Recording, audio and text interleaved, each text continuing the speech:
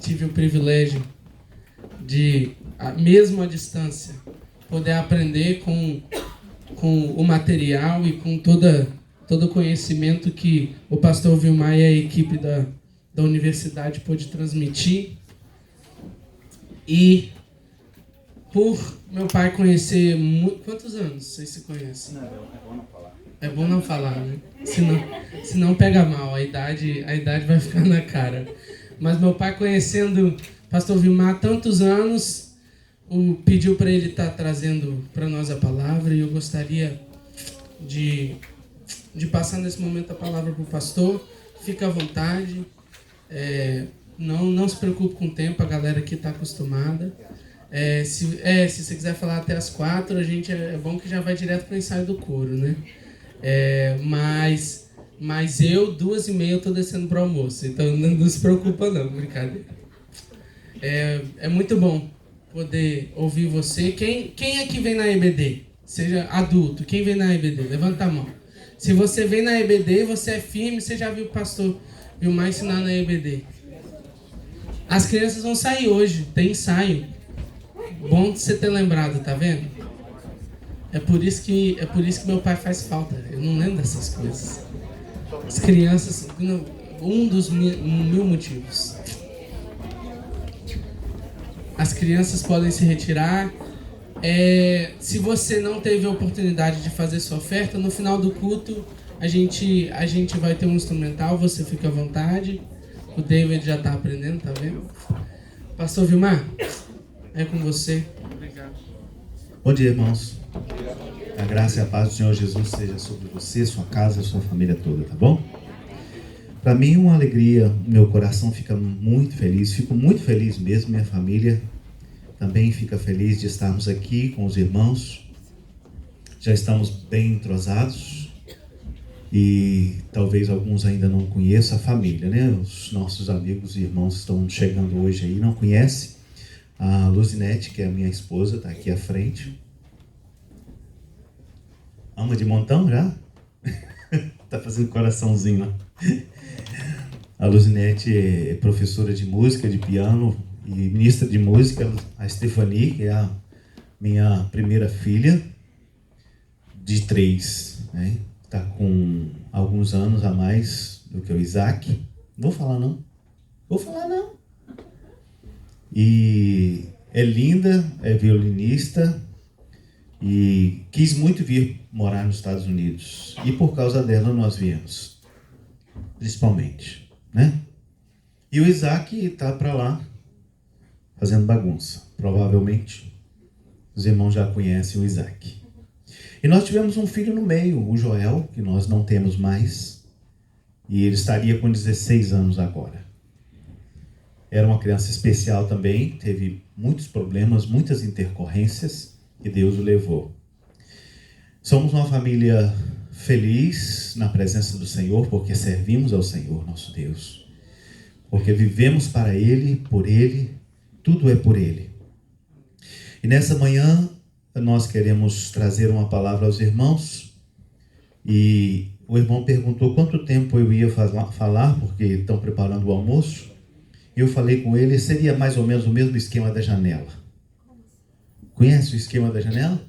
Sandro conhece, né? O esquema da janela é assim, o sujeito senta na janela e você começa a pregar.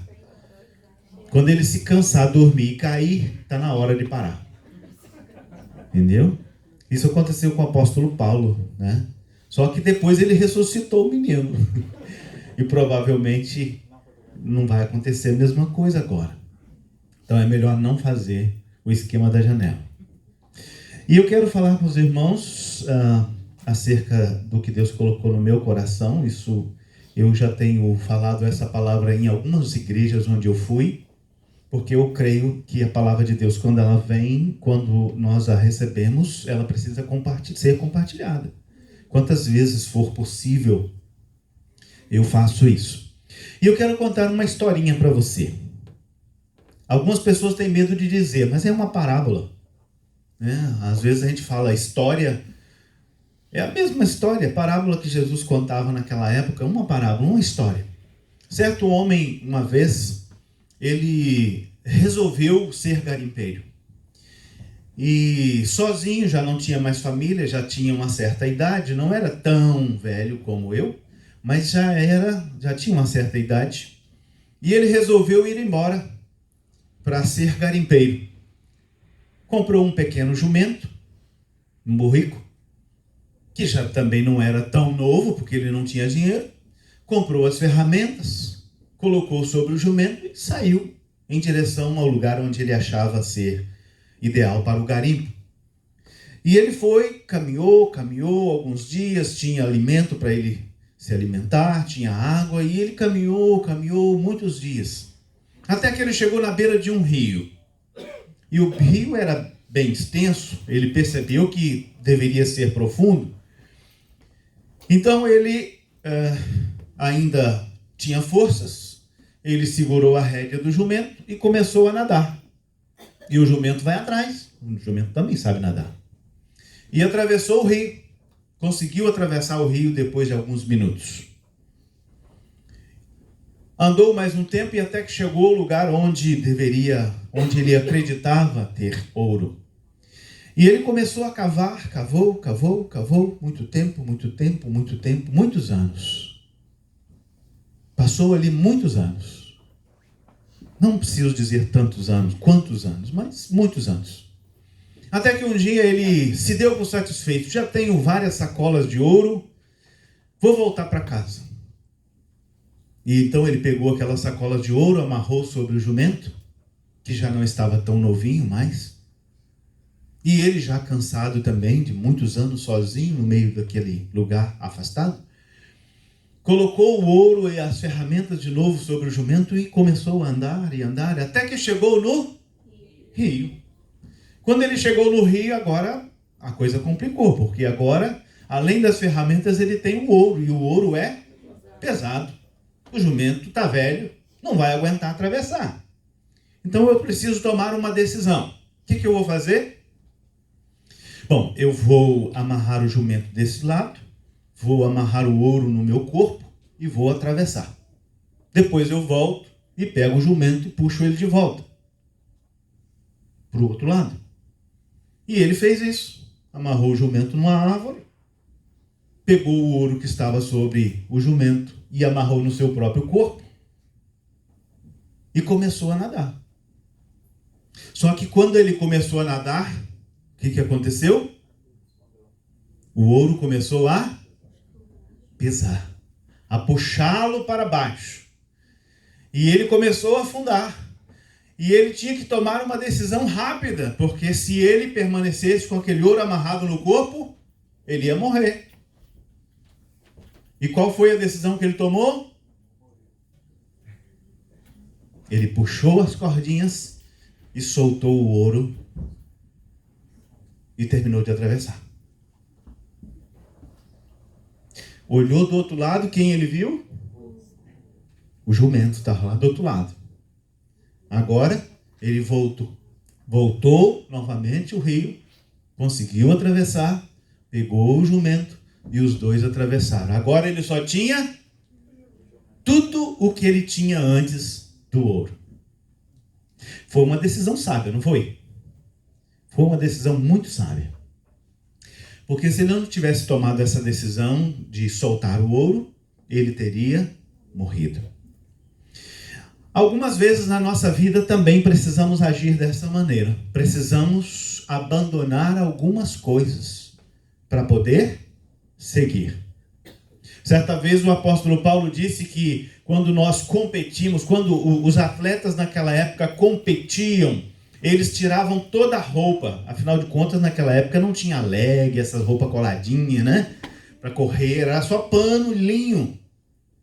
Então os corredores corriam pelados, nus, para que nada pudesse os impedir de correr. Eles precisavam abandonar algumas coisas para chegar a um objetivo. E eu quero compartilhar com você acerca desse tema, abandonar e seguir, a respeito do Evangelho. Algumas coisas que nós precisamos abandonar. Uma delas, nós podemos listar a nossa vida de pecado. E uma coisa que eu gosto na Bíblia é que ela tem exemplo para tudo. E eu posso citar exemplos da Bíblia acerca do que eu posso lhes falar. Um dos exemplos que eu tenho nesta manhã, e eu sei que 99,9999, não é igual o exame de DNA, né? Eles nunca dizem que é 100%. 99,999 de pessoas aqui não se enquadram nesse exemplo. Mas algumas coisas servem de exemplo apenas. A história da mulher que foi pega em adultério, que está registrada lá em João capítulo 11. Já conhece, não conhece a história? Jesus chegou ao templo e o texto diz que ele se assentou e a multidão o rodeou e ele começou a ensiná-los. Enquanto ele estava ensinando aquelas pessoas, chegaram alguns escribas e fariseus com uma mulher pega em flagrante adultério. E ela foi colocada na roda.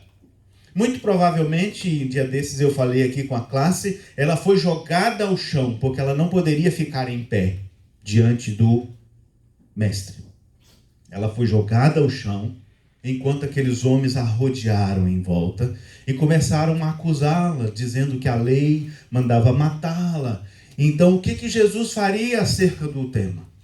E Jesus então se abaixou mais ainda e começou a escrever no chão, não dando muita importância ao que aqueles homens queriam com ele, porque os homens queriam pegá-lo. Então ele começou a escrever no chão. Enquanto ele escrevia, as pessoas continuavam falando: mestre, mestre, essa mulher foi... O que você fala? E o que ele disse?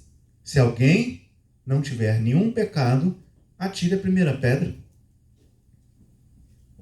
E ele continuou escrevendo no chão. Enquanto ele escrevia, aqueles homens foram todos embora. Quando terminou aquele momento, Jesus levanta e olha para o lado. Cadê os homens? Só ficou a mulher no chão. Ele estava vendo a mulher no chão porque estava na altura dela. E Jesus pergunta àquela mulher: cadê os homens? E a mulher diz: todos foram embora, Senhor. Só fiquei eu e o Senhor aqui. E Jesus diz para ela, qual foi a última palavra que Jesus diz a ela? Vá e não peques mais. Provavelmente aquela mulher nunca mais pecou, certo? Mas Jesus mandou ela não pecar mais.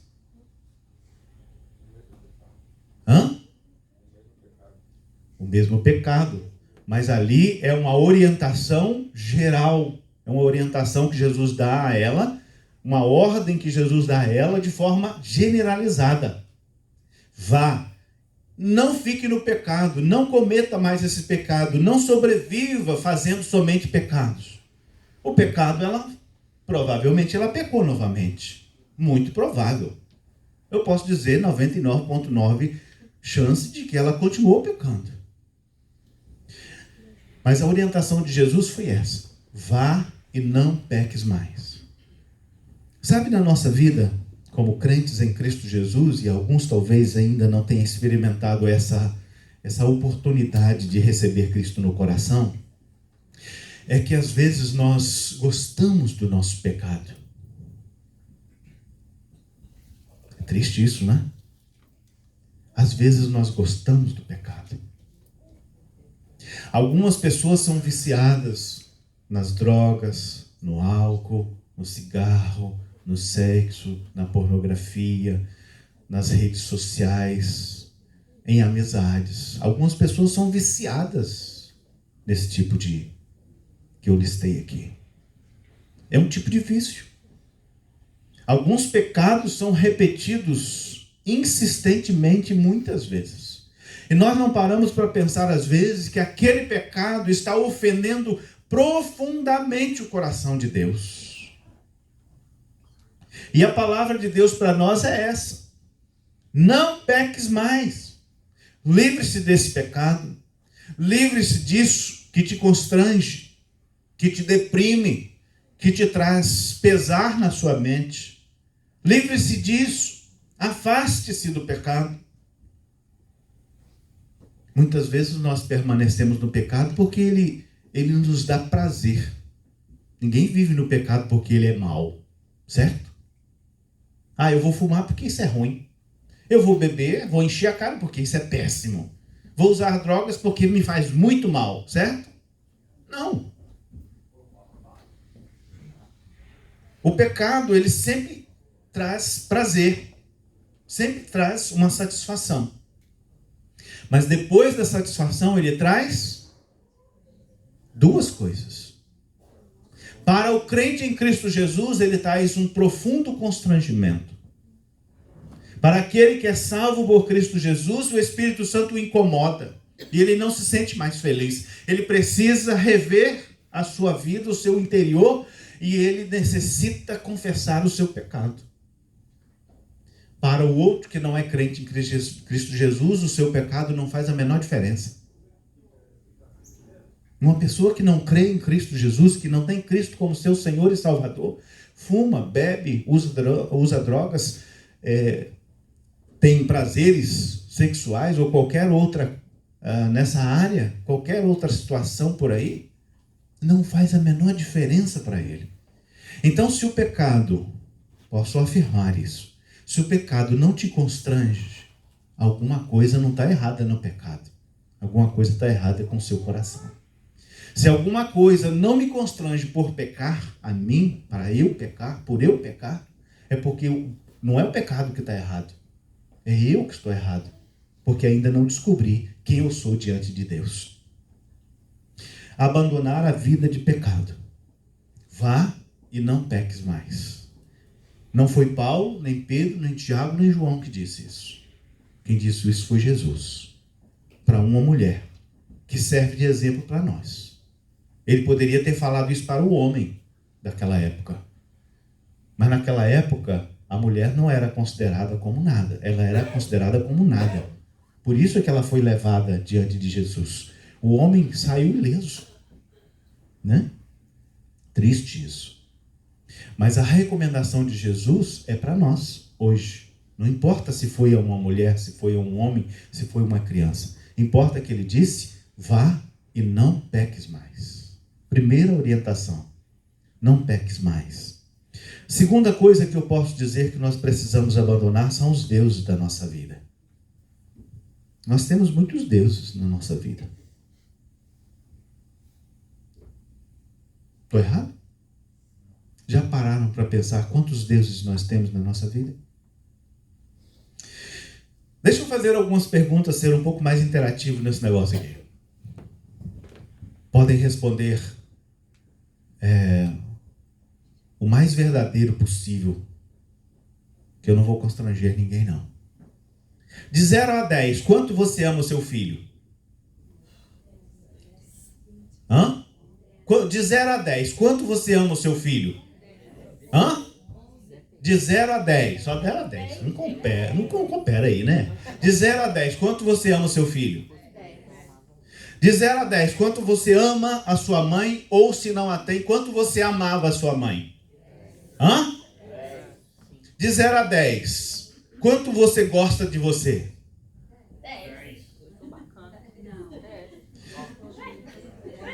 Tem gente que não gosta de si.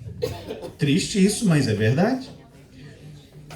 Ontem um time foi campeão. De 0 a 10, quanto você gosta do seu time? Hã?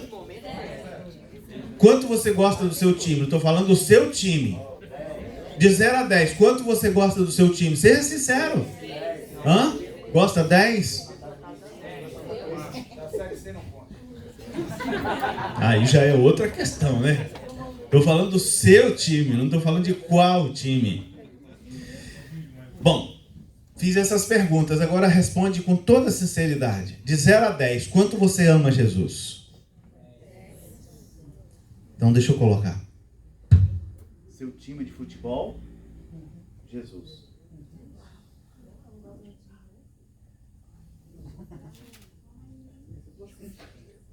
Seu filho, Jesus. O que está errado aqui? Está igualando todo mundo a Jesus. Abra sua Bíblia em Lucas 14.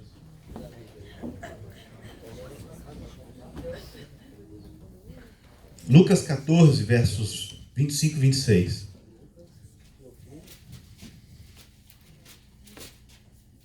O que está errado em nós?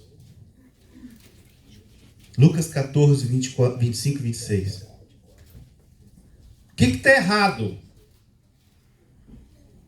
conosco? Quem disse isso aí? Vou fazer de novo, ó. Meu time de futebol, Jesus.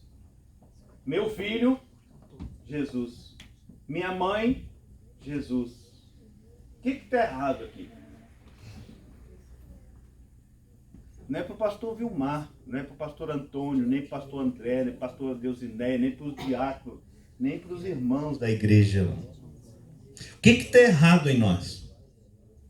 O texto diz que uma grande multidão acompanhava Jesus e ele se voltou na direção dessa multidão, então disse: se alguém vier a mim e amar a pai, mãe, mulher e filhos, irmãos e irmãs e até a própria vida, mais do que a mim, não pode ser meu discípulo. O que está errado conosco? Nós colocamos um time de futebol no mesmo nível de amor a Cristo. Não quero constranger os irmãos, só estou falando a verdade. O que nós vimos na rede social nos últimos 2 dias? Todo mundo discutindo Flamengo. E esqueceram Jesus. As pessoas dizem: eu não discuto religião, mas discute futebol, discute política. Porque nós não temos mais argumentos para defender a nossa fé. Porque a nossa fé em Cristo Jesus, às vezes, e eu vou me colocar junto com os irmãos, a nossa fé, às vezes, ela está equiparada, a nossa fé em Cristo, ao nosso time de futebol. Nós perdemos amizades por causa de futebol. Nós criamos inimizades por causa de futebol. O que está errado com a igreja de Cristo hoje? Porque nós estamos desviando o amor que é de Cristo para as coisas desse mundo. Isso é sério. O que nós acabamos de cantar aqui?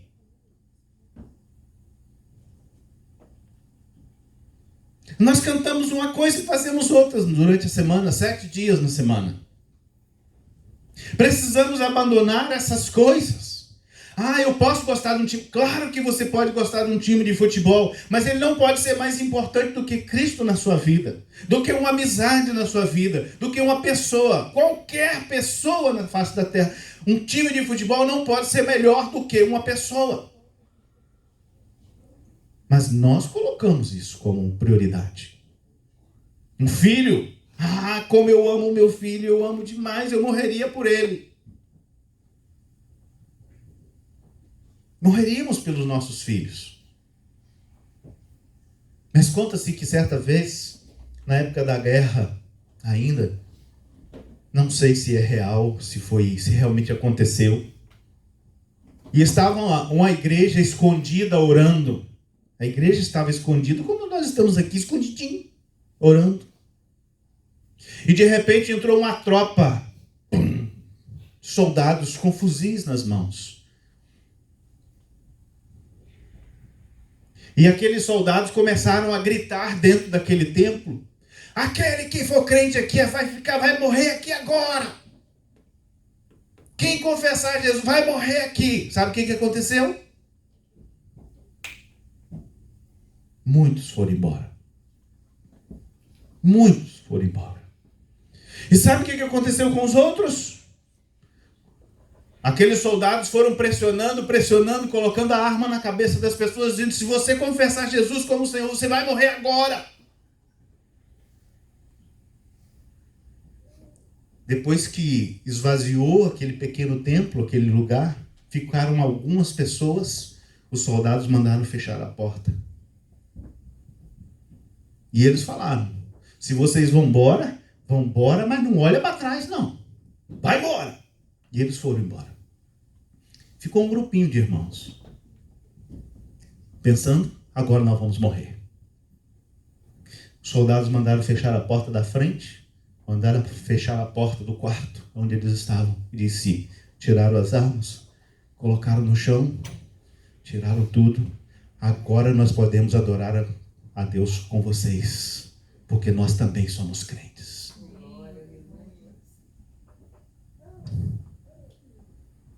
Se eles, soldados, tivessem feito isso com aqueles covardes que não eram crentes, eles seriam mortos, porque seriam denunciados.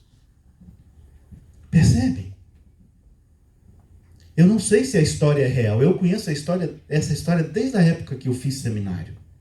E ela me impactou, assim. Né? Os irmãos pensaram que todo mundo ia morrer agora, não é? Não pensou? Pois é. Mas eles só queriam saber quem era crente. E os que ficaram eram crentes.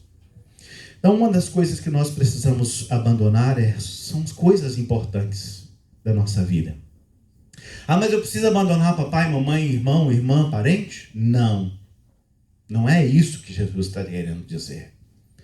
Jesus está querendo dizer que eles não são mais importantes do que o seu Deus, do que Cristo ter morrido e ressuscitado. Não quer dizer que você tem que sair de casa porque você tem que abandonar papai e mamãe. Não é isso. Significa que eles não podem estar acima, nem é um pé de igualdade de amor com Cristo. Percebe? É isso. Precisamos abandonar algumas coisas importantes da nossa vida para que Cristo tome o seu devido lugar. Outra coisa que nós precisamos abandonar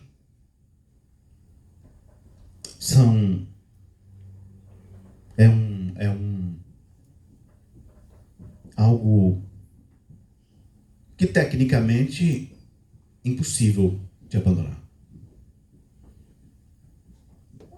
Como é que eu posso abandonar a mim mesmo? Os irmãos conhecem isso da Bíblia, né? Jesus disse lá em Mateus capítulo 16, versículo 24.